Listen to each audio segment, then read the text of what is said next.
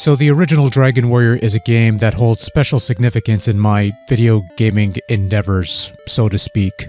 It was the game that introduced me to the world of role-playing games in video game format at least, a world that I would not dabble in all that often, but hey, it was a starting point. For a younger kid like me, going to that realm of medieval times, being the lone knight, fighting off against fearsome monsters, looting caves of treasures, slaying the fierce dragon and rescuing the damsel to take her hand in marriage, because thou must, was a thrill. If it weren't for that wonderfully painted cover that depicted the adventure contained within, I probably wouldn't have bothered. If it had been the original Dragon Quest cover with the Dragon Ball-like characters, no way in hell would I have cared enough to give the game a shot, because I hate to break it to you kids, but sometimes replacing your beloved anime or manga style covers with something that would more likely appeal to the locals at the time can be a good thing. That having been said, Dragon Warrior is definitely a product of its day that does not hold up well today. Younger me might not have minded the grind back in the day because he was too enamored with the fantasy setting, but older me doesn't have patience for that sort of thing, along with some other design choices that feel a bit cumbersome and archaic nowadays, which is why if someone were to ask what's the best way to play this first game, I'd direct them towards the later remakes on Super Famicom, Game Boy Color, even the Switch version, which, yeah, that's something else. But what's wrong with the Switch version of Dragon Quest, you pedantic? It looks cheap. Like someone took old Super Famicom remake assets, redid the sprites so they'd look worse than on said Super Famicom remake, zoomed everything in so it looks rougher up close, and the monster images are just high-res JPEGs slapped onto some lush background scenery with no rhyme or reason before they just called it a day. The scrolling also feels somewhat janky at times, the typeface used for the text is very basic and boring, the whole thing has a feel of something that was whipped up in RPG Maker 2003 or something, in about a couple hours and then everything zoomed in to make it widescreen or whatever. Apparently the graphics were taken from the mobile ports, and yeah, this is not the most appealing presentation of these classic games. And while I wasn't expecting much visually, I don't know, when I go back to Final Fantasy Origins on the PlayStation 1 from 2003 and see how great that game looks, and then I see this 2019 port on more capable hardware, I don't know, you expect something better than this cheapness. Sorry, no puff for you, pal.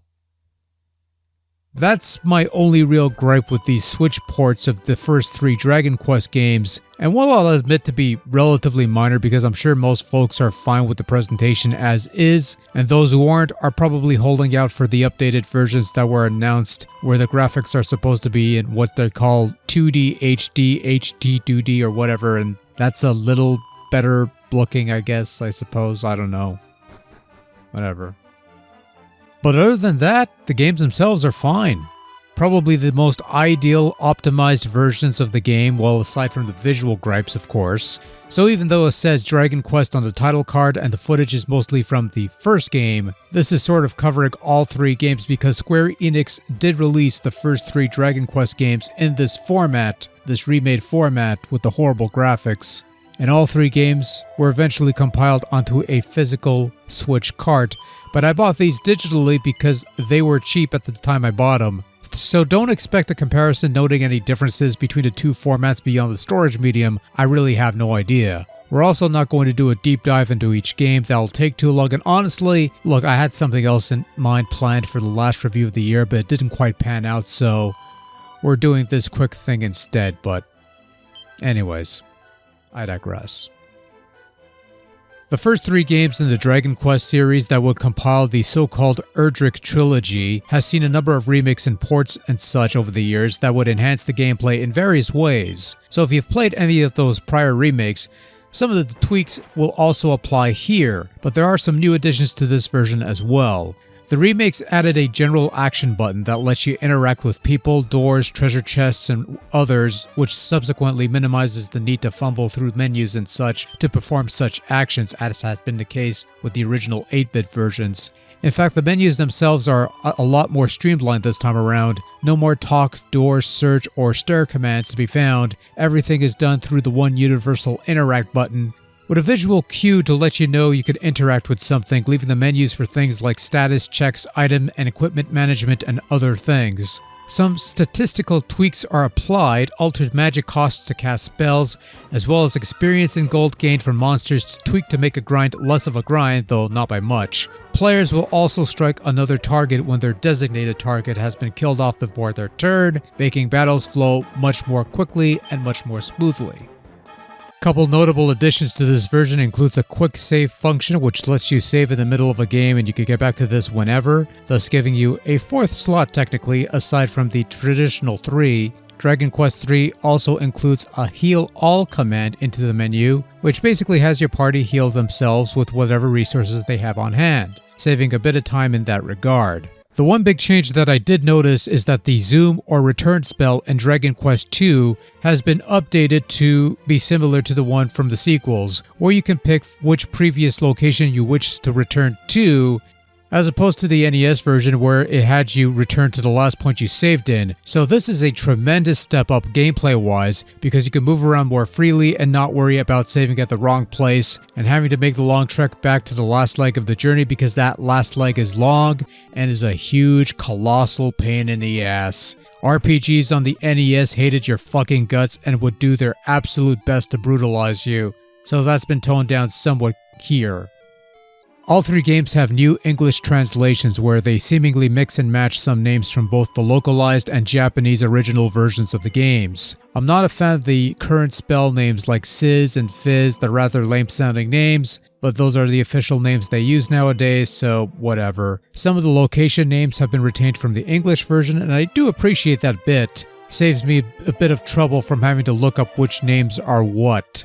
The first Dragon Quest, and maybe to a certain extent the second game, does feature dialogue written in that old English dialect, which I also appreciate. It's not quite as humorous as the NES translations, but it's better than the straight translation of the third game, which does nothing for me really. There are some other tweaks and changes that aren't coming to mind at the moment, and you could probably figure these out yourself, but the point is that these 2019 ports of Dragon Quest 1 through 3 are currently, as of this recording at least, until they come out with the newer versions, the most convenient and optimal versions of classic games you could be playing right now.